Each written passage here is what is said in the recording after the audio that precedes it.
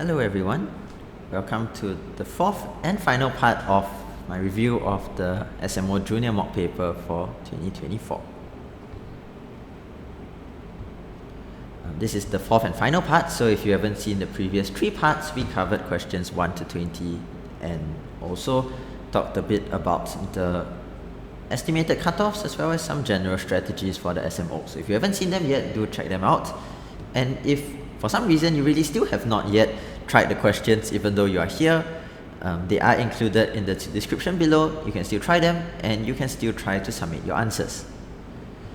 Now as I'm recording this is obviously recorded slightly later than the earlier parts. Just a quick apology because some of the answers were typed wrongly into the Google form. So if you submitted very early, it may be possible that your answers were not correctly counted. So, I mean, your score was not correctly counted because your answers were not correctly graded. So sorry about that. But I can assure you that whatever we have mentioned in the videos is correct, and if right now you were to submit your answers in the form, it should be also correct. Okay, so let's now look at these final 5 questions, starting with question number 21. Now this question here, I sort of had an idea and then I had a different idea. Now, this is something that does happen quite a bit in the SMO's problems. You kind of think they wanted to ask something, but there's actually a completely different way of doing it. Now what I wanted to do was to kind of ask something about completing the square and then make you do a bit of counting. But at some point then I sort of decided that well, that is going to be a bit too over the top, and so there is a very simple cop out down here, but not obvious. You see, if you were to add the two equations together to cancel off these, you end up with 2a squared, 2c squared, 2b, 2d on the left, 2ab plus cd plus a plus c minus 1 plus 21. And this immediately dies because this is even, but this is odd. And so the implication is that despite all of the messes over there are no solutions. Feel a bit cheated, right? Well, what I originally wanted with the first equation was to actually make everyone do some more completing the square work. So if you shifted everything over to the left and you managed to complete the square, you would find that it actually becomes this. I'm just shortcutting it to say that, so if you had realized what was going on, substituting this into the second equation, so a equals to b plus 1, c equals to d plus 1, substituting it into here would have given you 2b plus 1 and 2d plus 1 equals to 21, which is then an even more obvious version of the parity argument, where somehow 2b plus 2d is 19. This is a bit of a trope, but just be very clear that when you're doing these kinds of problems, if you cannot find a nice way to solve it, do consider the possibility that there is no way to solve it and look for a reason why not. Otherwise, for the last few questions, including this, what you're going to find is that they look weird. A theme of the back end of the SMO questions is they look weird, but they're not hard, they're just weird. If you are less experienced with Olympiads, you may feel very intimidated by a lot of these, and to be fair, they are more unusual. But remember, there's a huge difference between solving one out of the last 5 questions and none of the last 5 questions, for instance. So don't skip them off. Do give them a bit of thought. If you have no idea what to do, never mind. Now, question 22 follows a pretty classic SMO idea. The idea of understanding the difference between an identity and an equation. Now we are saying that when you expand it, it looks like this. where A0, A1, A2 to A4048 are constants, i.e. they are the coefficients if you actually expanded it, although nobody in their right mind will go and expand that. It means that if you were to expand it, it looks like this, which means the two things are actually exactly the same, right? So for example, if I ask you to write down this identity x plus y, x minus y equals to x squared minus y squared is an identity in the sense that they are equal to each other all the time. You're not supposed to solve it. They are the same thing. So if they are the same thing, I can put in any value of x and y, and this would be true. You're not using this for this question, but I'm just helping you to recognize that every time we say the word identity, it's because they are identical. Equations are, you're trying to solve for when are they equal. You don't need to do that here, because when we say that they are identical, it means that for any specific value of x, they are the same. Now, once you have absorbed that, you will understand that these sorts of questions allow you to put in any value of x you want, and you get to choose. Choose what will be relevant to the thing you're supposed to find. For example, if you just put in x equals to 0, you get -1 to the 2024 equals to A0. So A0 is 1. Now this is not very useful right now, but this is an example of what you can do. Now a more reasonable thing you might want to put in is x equals to 1. That's more reasonable because you then get a sum of a lot of things, which tells you that the sum of all the coefficients is 1. So this is currently what we have, but I am not asked to find the sum of all the coefficients. I am only asked to find the even position ones. The even position ones, which is to say that I need to find out a way of filtering between the odd and evens. How do we do that? We let x be -1.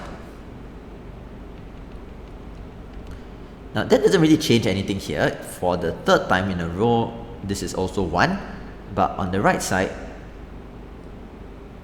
odd powers of -1 versus even powers of -1 are going to have different signs, and so therefore, if I want to now just collect all the even ones, I can just add these two equations together and divide by 2.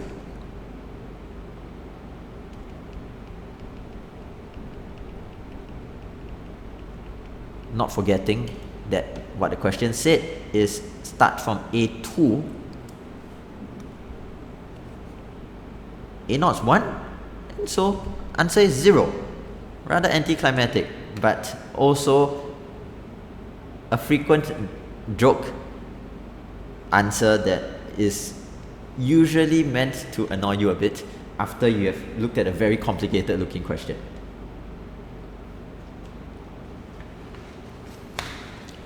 Okay, so the number one takeaway is understand when you're supposed to solve an equation and when you are given an identity where you are allowed to put anything you want inside.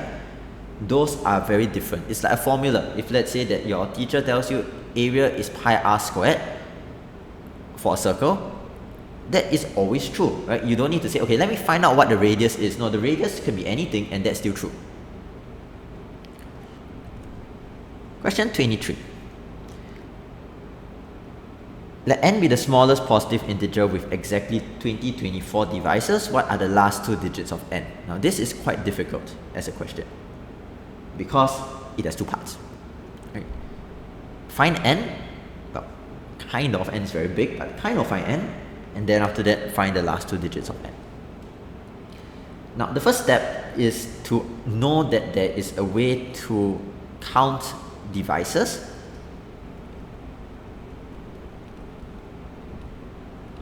If you want to count factors quickly, whenever you have got a prime factorization,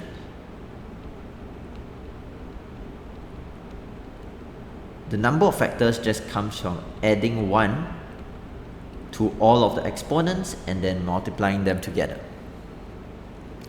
Now what this means is that you want it to be equal to 2024. Divisors and factors are the same thing. So you need to factor 2024 for about the third or fourth time in this paper. It's 2 cubed times 11 times 23.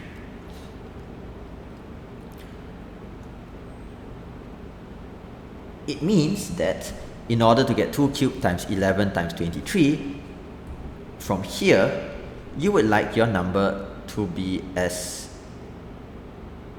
small as possible, and powers that are big just lead to a big result. And so I actually want to split it into 2, 2, 2, 11 and 23, and so my powers are going to be 1, 1, 1, 10 and 22. Right? I don't need to have 8, 11 and 23. I can go 2, 2, 2, 11 and 23. So this would be the skeleton of n. To make it as small as possible, I will put the numbers, the primes, in descending order. And of course you realize that this is going to be extremely large as a number. Thankfully, the question just asks you what's the last two values of n. So this is part 2 of the question. Whenever you have a question that asks you for the last 2 digits, or last 3 digits, or last digit, normally it's not going to be too hard. But it is still sort of step 2. This case is not too hard because there is already a 2 times 5. So this tells you it is last digit 0. Second last digit is going to be the last digit of this.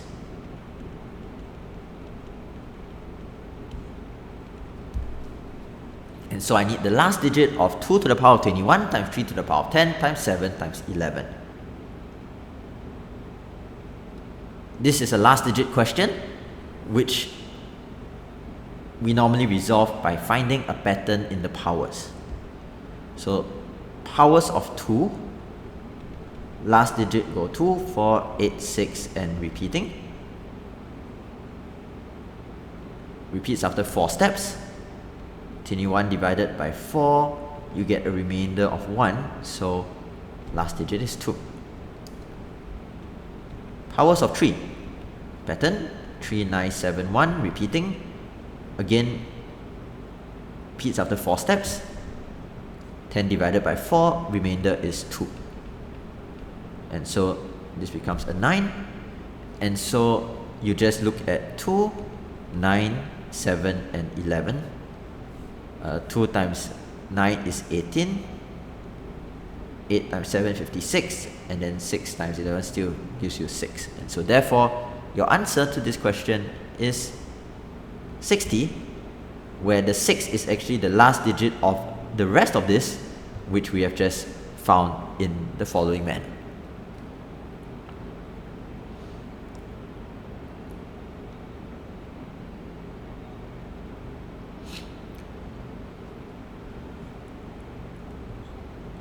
Okay. 24. Mr. Pin tells his student Alex that he's thinking of 3 real numbers x, y, z. He then tells Alex the value of 7x plus 2y plus 3z equals to 8, the value of 8x plus 3y plus 4z is equal to 15, the value of nx plus 3y plus 7z is equal to... Here of course Alex knows what n is, we don't. But before Mr. Pin has finished saying the third statement, Alex already tells Mr. Pin that he knows what the value is. Are you surprised? Certainly this is not usually going to be the case. Right? Imagine if I just gave you 2 equations and I asked you to find x, y and z. I'm sure that you would agree that should not be possible to do. However, for some reason, it turns out that this is actually still possible to determine for that particular value of n. Now, let me give a couple of different explanations for how you can do this, depending on whether you have a big picture intuition for this, or whether you just want to kind of work on it in a more computational fashion. Now, the big picture idea is as follows. You wouldn't be able to, or Alex wouldn't be able to find the value of this unless it turns out that some combination of the first two can give you this. In other words, you just took some multiple of the first one and some multiple of the second one, maybe positive, maybe negative, and ended up with this.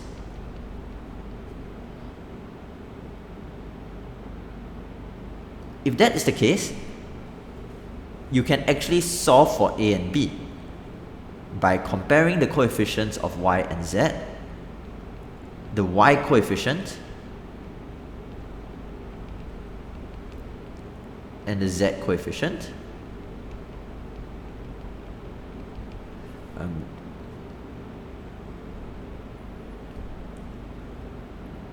This would give you, by solving, A is 9, B is -5. And then the x coefficient is that 7a plus 8b is equal to n. And now that I know what a and b are, I can directly substitute, and the answer would be 23. Okay, so this is option 1, which is to try to find the value of n by understanding under what circumstances this can be done. Now, option number 2 can be just a lot more it might feel a bit cheap, but let me explain what option number 2 is. Now you see, what we can potentially say is that if Alex already knows what the value is, it means that any xyz that satisfies these two equations give the same result for the third step.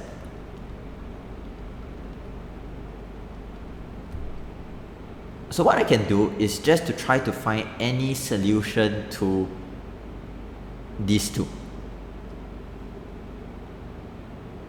So the first thing that I will try is, let's say, for example, how about if I just guessed that z is 0?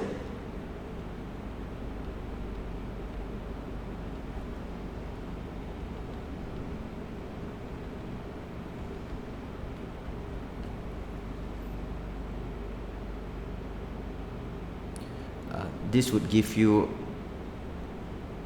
okay, let me just make sure that I don't get the wrong value.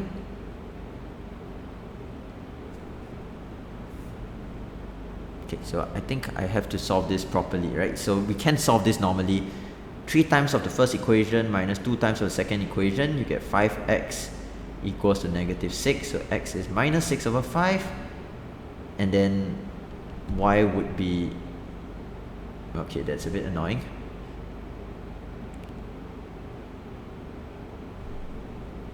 Five plus 4 plus 5 is 41/5. So that means that in the first attempt, I basically got the value of this nx plus 3y plus 7z is -6/5n plus 123/5. So this is the first time when I tried it, I got this, if it was z equals to 0. Now let me try a different one where maybe I guess x equals to 0.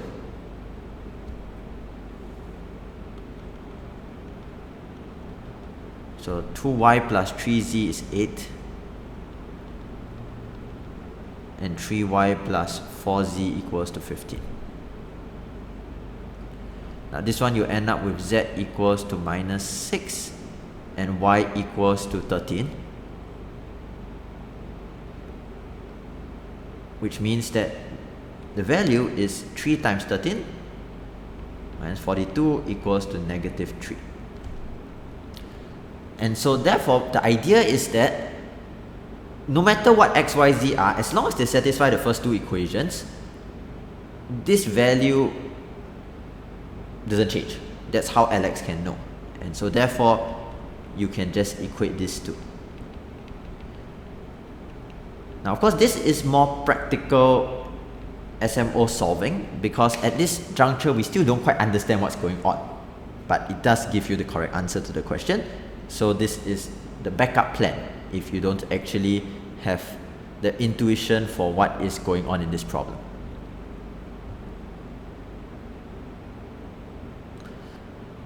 Okay, so on to the last problem, number 25.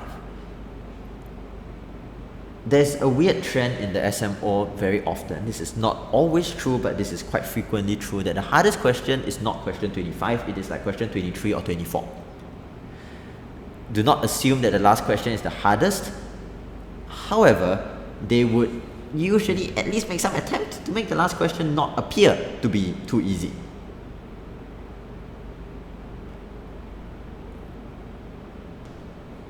This is one such instance.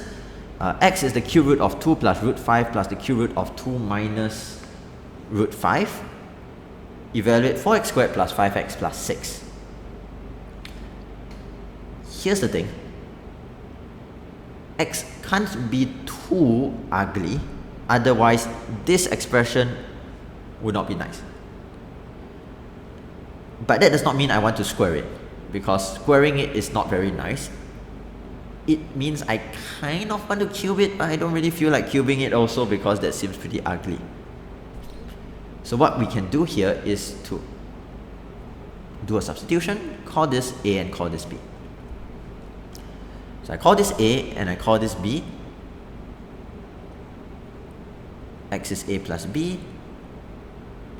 A cubed and B cubed are what we were trying to get. Now you add them, you get A cubed plus B cubed equals to 4.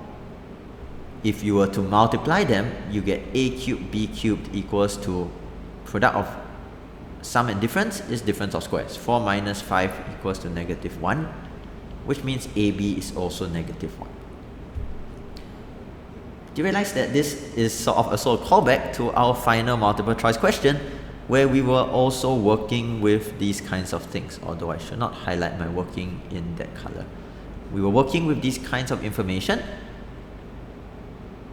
We were able to write a sum or difference of cubes in terms of the sum and the product, so we shall do that again. You can factor it. This is x. This is going to be a plus b squared minus 3ab. And so the implication is 4 equals to x times x plus 3. X squared plus 3, beg your pardon.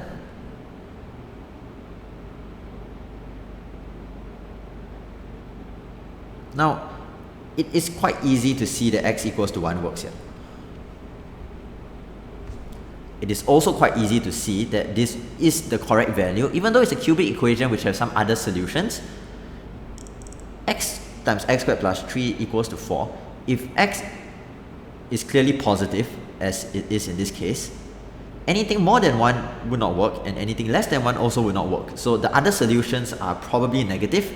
I don't need to find them.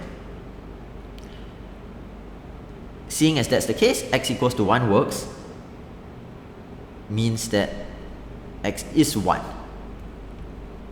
And the answer is 4 plus 5 plus 6 equals to 15.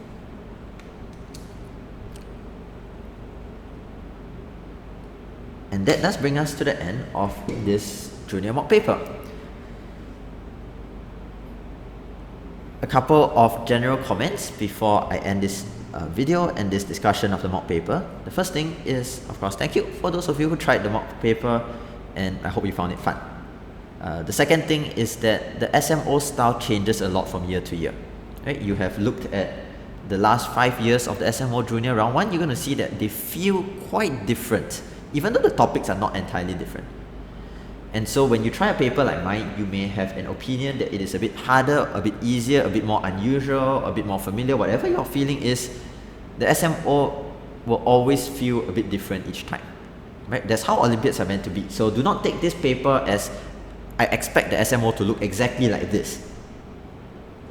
It is just one possible paper in the set of things that the SMO could potentially come up with, which would be considered as a reasonable SMO paper.